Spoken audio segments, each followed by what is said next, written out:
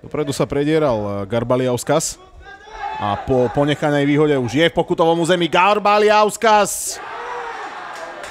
Druhá minúta prináša prvý gól v našej sieti. No a kapitán litovského výberu. Ešte je tu Bačík, ktorý našiel voľného spoluhráča v pokutovom území. Tak verme, že z tohto vyjde.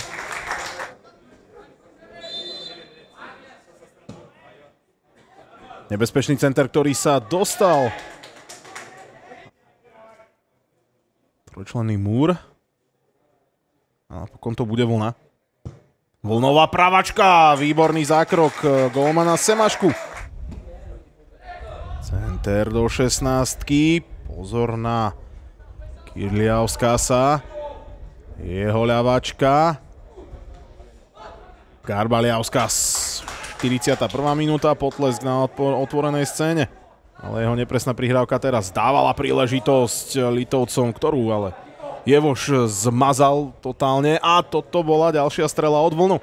Lejpus mu zbehol na kratšiu vzdialenosť, ale predsa len je to až na hranicu 16-ky. Teraz to Litovci zohrali veľmi dobre, z čoho sa dostali aj do palebnej pozície. Pochvala, ak to bola...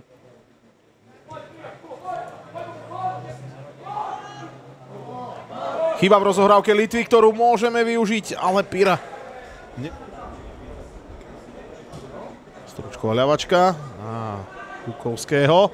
Bukovského brvno! Ešte predsa len je tu príležitosť. Strela z druhej. Z tretej už nie je škoda. Teraz má práca smerom dozadu od vlnu. Príležitosť na center. Pekná lopta pod telo a zakončenie nad. Tam aj Barila, teraz sa dostáva k lopte po prihrávke od Piru. Barilová spätná prihrávka, bude z toho gól? Nie! Stručková ľavačka. Na zadnej žrni predsa len prichádza k zakončeniu, ale aj k čarovnému zákroku v podaní Ugniusa Semašku.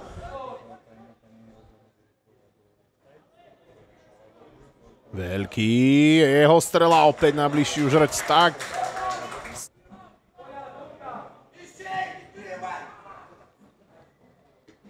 Semaška ale predsa len je vysoko z brány a bude to gól! V 88. minúte sa ho dočkal Karol Blaško a my musíme povedať, že celkom zaslúžene. Barilová dobrá prihrávka, tu je Osman, ešte príležitosť, bude z toho gól na 2-1, zatiaľ nie Barila.